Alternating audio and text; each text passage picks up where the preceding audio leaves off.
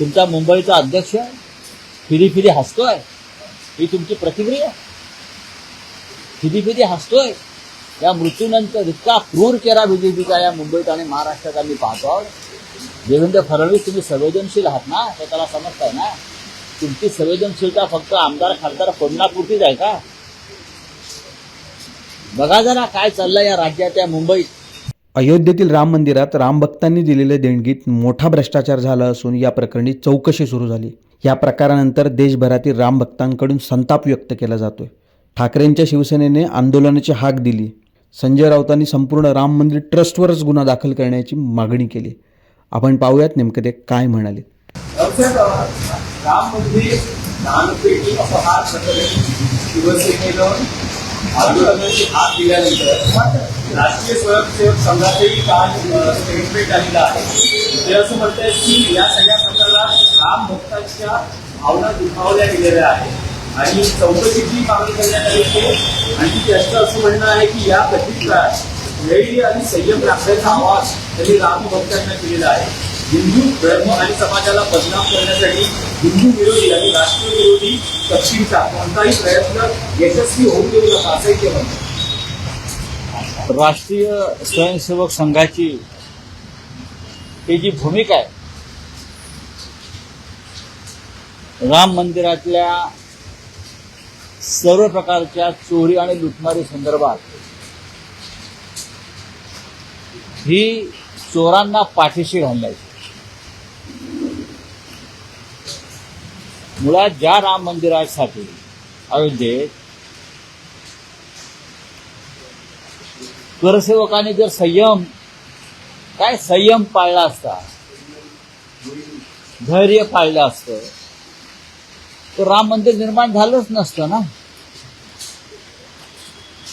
संयमाचा बांध तुटला आणि लोकांनी छातीवरची गोळ्या घेतल्या. करसेवकांनी संयमाचा बांध तुटला आणि लोक त्या घुमटावर चढून त्यांनी तो ढाचा उद्ध्वस्त केला आणि त्यातून पुढे राम मंदिर उभं राहिलं. मग संयम पाळा असं तेव्हा का नाही सांगितलं? संयम पाळा, धैर्य पाळा, आपण कायदेशीर मार्गाने लढा देऊन राम मंदिर उभं करू, हे तेव्हा आपण का सांगितलं नाही? तेव्हा साधारण 1000 करसेवकांचे बळी गेले, औतात्म्य पत्करलं. त्यानंतर मुंबईसारख्या शहरामध्ये ज्या दंगली घडल्या त्याच्यामध्ये 650 शिवसैनिकांच्या प्राणांची आहुती गेली हिंदूंच्या. त्यात बीजेपी नव्हती.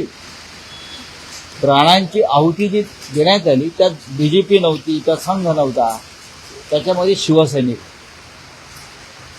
त्यानंतर बॉम्बस्फोट घडले त्याच प्रकरणात, त्यातही मोठ्या प्रमाणामध्ये हिंदू मेले, मराठी माणसं मेली. संयमाच्या गोष्टी आता सर्व काही तयार झाल्यावर आपण करताय, पण बलिदान आणि त्याग या मुंबई आणि महाराष्ट्रामध्ये आम्ही केलाय, तुम्ही नाही, हे मला त्यांना सांगावंसं वाटतं. मुळात कारवाई होईल हो, सरकार तुमचंच आहे, पण कारवाई होताना दिसत नाही. एखाद्या गुन्ह्यात जेव्हा 5 पेक्षा किंवा 5 लोक सहभागी असतात तेव्हा तो चोरी नसते, तो दरोडा असतो. इथे 5 पेक्षा जास्त लोक आहेत, त्याच्यामुळे राम मंदिरावर दरोडा पडला. आणि हे एखाद दुसऱ्या माणसाचं काम नाही. कारवाई संपूर्ण जो राम मंदिरचा ट्रस्ट आहे त्यांच्यावर व्हायला पाहिजे. ते कर्तव्यास मुकलेले आहेत, ते कर्तव्यास चुकलेले आहेत. शिवसेनेनं आंदोलनाची घोषणा केल्यावर काल शिवसेना पक्षप्रमुख उद्धव ठाकरे यांनी राम मंदिरातल्या लुटीविरोधात आंदोलनाची घोषणा केल्यावर राष्ट्रीय स्वयंसेवक संघानं ताबडतोब पुढे येऊन एक आपली भूमिका मांडली. आधी का नाही मांडली? कारण त्यांना माहिती आहे हे आंदोलन महाराष्ट्रात जर ठिणगी पडली तर ते त्याचा बनवा पेटल्याशिवाय राहणार नाही. मुळात राम मंदिर ट्रस्ट बरखास्त व्हायला पाहिजे पूर्णपणे, आणि त्याच्यामध्ये एकपक्षीय ट्रस्ट नको. हा भाजपचा ट्रस्ट झालेला आहे, त्याच्यामध्ये इतर कोणी नाहीये, सगळे चोर एकत्र आणलेले आहेत. राष्ट्रीय स्वयंसेवक संघानं भाजपच्या बाजूने बोलू नये, त्यानं राम भक्तांच्या बाजूने बोलावं. दुर्दैवानं ते भारतीय जनता पक्षाची काकडी वाचवण्यासाठी स्वतःची ढाल देत आहेत. शिवसेनेचं आंदोलन उद्या आहे, उद्या सुरू होत आहे. मुंबईमध्ये त्याची सुरुवात आहे, महाराष्ट्रामध्ये आंदोलन पसरणार आणि त्यानंतर देशभरामध्ये सुद्धा या आंदोलनाला सुरुवात होऊ शकते. तुम्हाला माहिती आहे का काय काय झालंय अयोध्येमध्ये? फक्त देणग्यांवर डल्ला नाहीये 550 कोटीच्या. प्रभू श्रीरामाची सर्व आभूषणं चोरीला गेली, प्रभू श्रीरामाचा मुकुट चोरीला गेलेला, प्रभू श्रीरामाच्या गळ्यातला कंठातला हार चोरीला गेलेला, सीतामाईची कर्णफुलं चोरीला गेलेली आहे. लक्षात घ्या, सीतामाईच्या गळ्यातला हार चोरीला गेलेला. ज्यांना आम्ही रामाच्या पादुका म्हणत होतो, तिथे त्या भरतानं 14 वर्ष सांभाळल्या त्या रामाच्या पादुकाही चोरीला गेलेल्या आहेत. आणि तुम्ही म्हणताय की संयम आणि धैर्य पाळा. रामाचा मुकुट, रामाचं सिंहासन, रामाची कर्णफुलं, रामाचे आभूषणं हे चोरीला जात आहे, आणि तुम्ही आम्हाला सांगताय संयम पाळा, धैर्य पाळा. आप संयम की बांध टूट गया है, अब नहीं संयम हो सकता. कल से हमारा आंदोलन शुरू होगा, और ये कोई पॉलिटिकल आंदोलन नहीं है. उद्धव ठाकरे जी ने देश के पूरे हिंदुओं का आह्वान किया, चाहे वो किसी भी पार्टी में हो, चाहे कांग्रेस हो, चाहे राष्ट्रवादी कांग्रेस हो, चाहे कम्युनिस्ट हो. जिनको लगता है कि राम हमारा है, राम से हमारा कोई रिश्ता है, वो सभी ने इस आंदोलन में सहभागी होना चाहिए. मुझे लगता है कांग्रेस पार्टी ने उत्तर प्रदेश का आंदोलन शुरू किया, आम आदमी पार्टी ने भी शुरू किया. महाराष्ट्र में ये सब लोग आने वाले दिनों में एक बड़े मंच पर आ सकते हैं. या राम मंदिर दानपेटी अपहार प्रकरणी 2 घटना महत्वाच्या दिसत आहेत. ज्यात बजरंग दलाचे नेते विनय कटियार असं म्हणतं आहे की पंतप्रधानांनी त्यांना मध्यरात्री फोन केला होता आणि या संपूर्ण प्रकरणाची ते त्यांच्याकडून. बरोबर आहे त्यांचं विनय.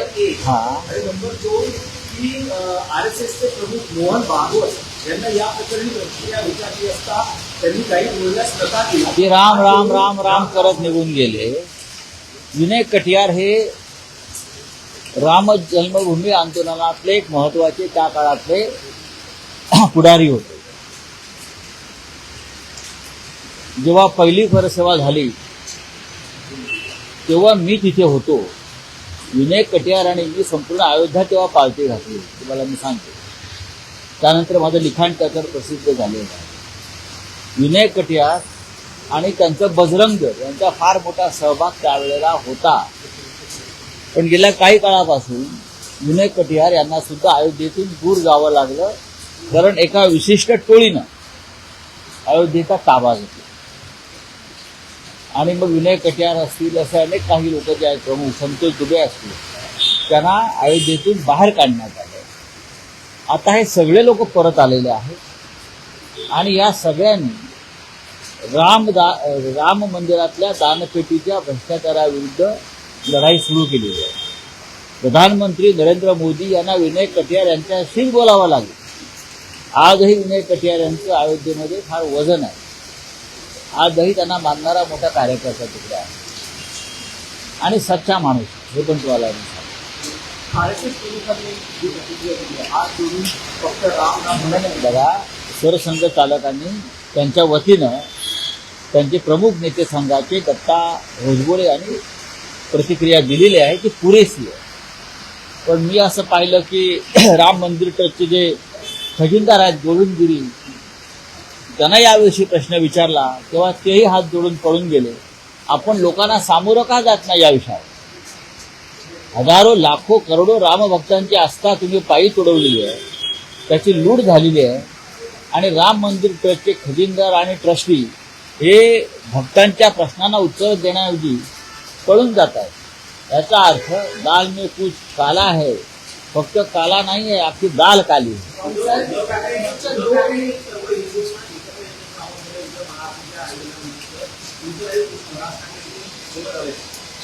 बघा, हे काय आमंत्रण द्यायचा हा विषय नाहीये, ही आम्ही एक सुरुवात करतो आहोत। ही एक सुरुवात आहे, हळूहळू हे लोण पसरत जाईल। कुणीतरी सुरुवात करायला पाहिजे।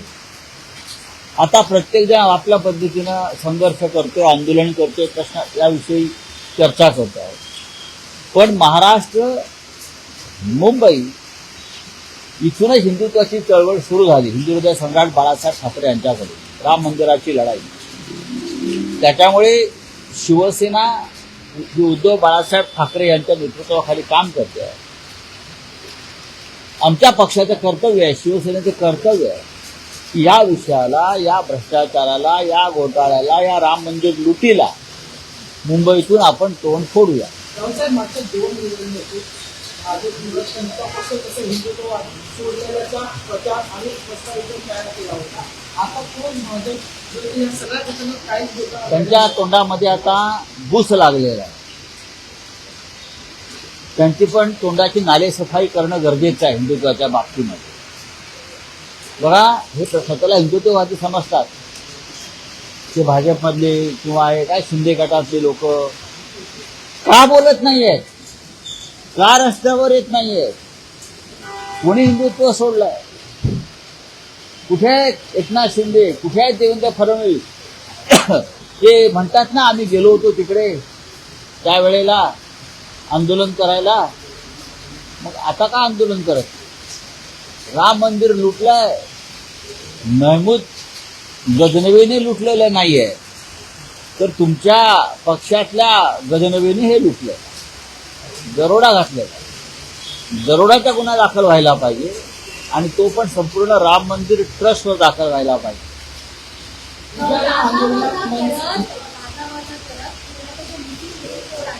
नाही, तर त्याच्यानंतर बोलू।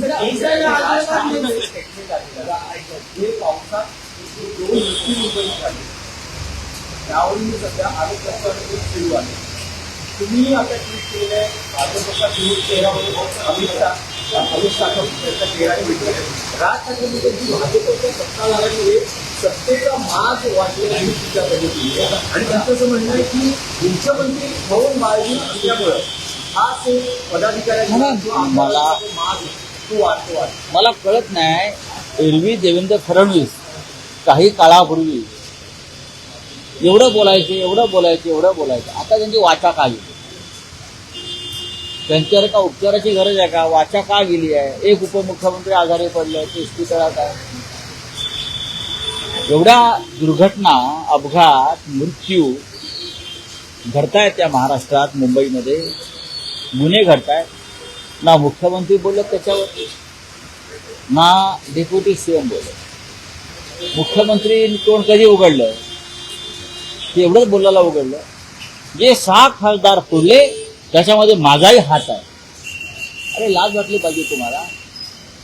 2 मुलं मेली, एक मुलगा मेला, एक वृद्ध इसम मेला, रोज खून, हत्या, बलात्कार सुरू आहेत आणि तुम्ही तोंड उघडताय। ते फक्त 6 खासदार फोडण्यामध्ये माझा कसं सहभाग आहे दाखवण्यासाठी किती।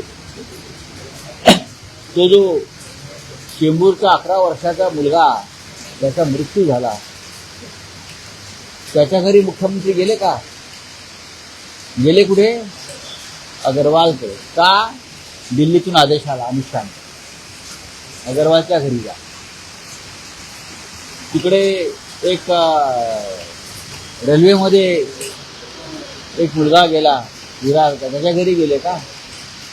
सुतार 11 वर्षाचा, मला वाटतं विहंग श्रीवास, त्याचा चेहरा पूर्णपणे त्या अपघातामध्ये नष्ट झाला होता। त्याची आई आपल्या मुलाचा चेहरा ओळखू शकली नाही। कोण गेलं? डेप्युटी सीएम गेले सांत्वनाला, सीएम गेले। काल त्या भागाचे खासदार अनिल देसाई जे जाऊन आला होते, जे वर्णन करत होते, आमच्या डोळ्यात पाणी आलं। त्या इतर काही लहान मुलं अजूनही अत्यवस्थ आहेत.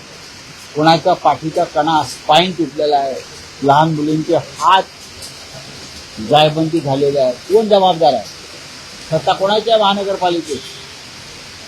हा, जबाबदारी घ्या ना. तुमचा मुंबईचा अध्यक्ष फिरी फिरी हसतोय, ही तुमची प्रतिक्रिया? फिरी फिरी हसतोय. या मृत्यूनंतर इतका क्रूर चेहरा बीजेपीचा या मुंबईत आणि महाराष्ट्रात आम्ही पाहतो आहोत. देवेंद्र फडणवीस, तुम्ही संवेदनशील आहात ना, हे त्याला समजताय ना. तुमची संवेदनशीलता फक्त आमदार खासदार फोडण्यापुरतीच आहे का? बघा जरा काय चाललंय या राज्यात, या मुंबईत.